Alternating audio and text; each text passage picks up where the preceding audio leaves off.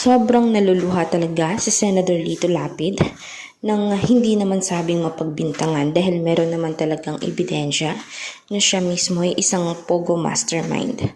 Kahit naman sinabi niya sa publiko na mismong kaya niya umunong ibaba ang kanyang posisyon kapag ka nalaman o kapag na-approve na siya ay mismong dawit sa pogo issue.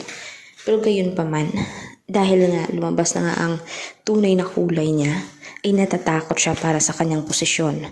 Alam naman nating nagagambala din sila, pero pinapalabas sila na ang tapang-tapang nila at wala silang kasalanan. Yun pala sila palang maiitim ang budhi at talaga namang makasalanang tao. Kaya ngayon, mas lalo talagang nanggagalaiti ang ilang mga mababait na senador na dapat siya ay makulong at pagbayaran ang kanyang mga nagawang kasalanan. Sana naman mismo ay magbago na siya, huwag nang manloko pa ng kapwa Pinoy na talagang nalulong din sa sugal o online gambling. Dahil hindi naman talaga totoo na nananalo at alam naman natin na lahat naman tayo ay gustong magkapera. Pero sana naman inasa malinis na paraan.